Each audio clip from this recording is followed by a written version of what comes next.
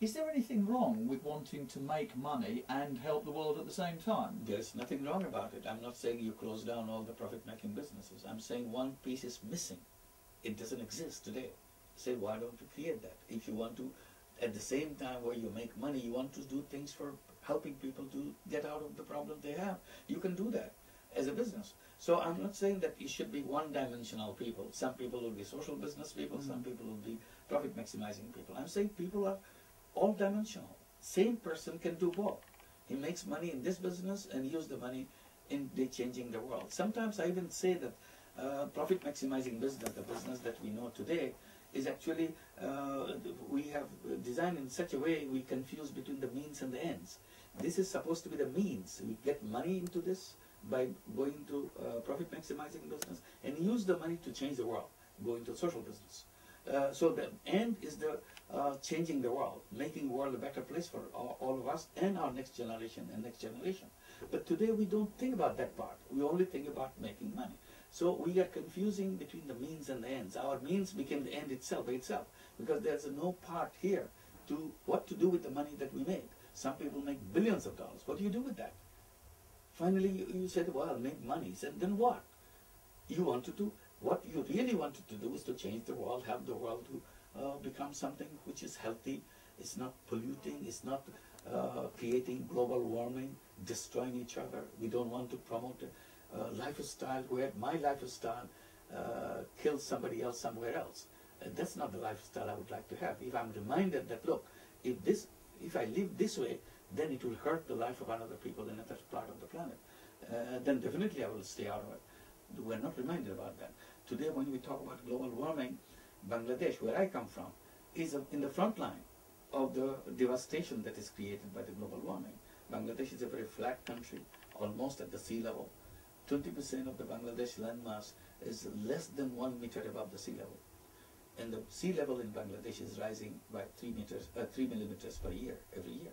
And so if it keeps on and it grows faster than that, and the entire thing will be inundated. Our lifestyle, our livelihood will be all gone.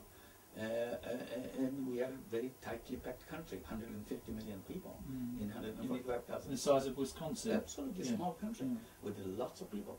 So if everybody knew in Europe, in America, that if we do not live the life which is safe for the rest of the world, then we should be cautious about it, that we are creating a big trouble. So we should be teaching our children in our schools that we would have a lifestyle where it is, when we take leave from this world, it will be a much better place than we found it. Each generation will find a better world, healthy world, safer world than they've inherited it. And that's the way, because this is our home. We are not some kind of plunderers coming from outside to plunder the world and walk away. This is our home. We want to make it a beautiful home, safer home for our next generation and each generation next. We forget that with our advertisement. We are always saying, buy more, and save more. Actually, you are destroying, because you are spending money on unnecessary things. You didn't need it, but you are pushed by the profit-maximizing companies to make you buy those things. In the end, we are exhausting the planet. We become a wasteful society, and others who have not come to that level of economic standard, when they come into that achieving that standard, there's no more resources left. Somebody already used it up and created all the problem for us. So those are the issues we have to focus on and make sure that we don't do that mistake. Okay. Are people who believe in profits uncivilized? No, not at all. I'm not against making profit. You make money, it's good. But I'm saying, what do you do with your money? So that's the question I'm raising. So that's why I'm saying this is the means. Profit making is a means. But the end is to make it use for betterment of the world.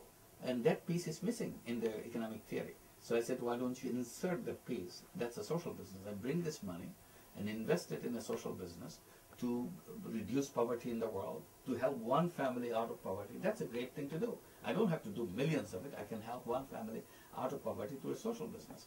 I can bring good quality drinking water, where arsenic contaminated water being drank by people in the whole village. So I can bring good quality water for that village. This is a social business. I don't want to make money out of it. I want to relieve them of the problem they're facing. I can bring cure for the cholera and typhoid and other things by creating vaccines and so on. This is already available. Simply nobody produces it because there's not much money making into it. So I don't need to make money. All I want is to recover my costs, and I can produce those vaccines, and people will be safe. They will protect themselves from those diseases. Healthcare is an important area for social businesses. Millions and millions of people in the world never had any healthcare at all. Zero healthcare. They are stuck with the wrong kind of healthcare, which is harmful to them rather than beneficial to them.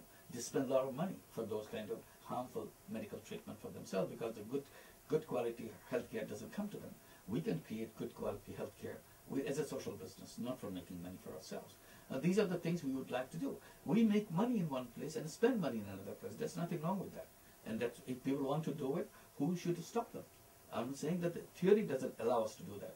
If we allow ourselves to do that, then we will have a whole number of social businesses coming. Soon we'll have to create a new stock market, because the present stock market is about making money. So we need a new stock market, which we can call social stock market, where the companies who are doing good to people are be listed, and ordinary persons who would like to participate in that come with their money to invest in those companies, which is bringing good quality water, health care, protecting the life of the children or women, pregnant women who die of pregnancy or whatever, simple things which can be done and save millions of people around the world and help people get out of poverty, help young people find themselves with dignified jobs, dignified income opportunities for them, and unleash their energy that they have inside of them, which they don't have to carry with them undiscovered into the grave. Never knew that he was a great scientist, never knew that he was a great entrepreneur, never knew that he is a great writer, because society never gave them an opportunity. So we create those opportunities. Is it asking too much?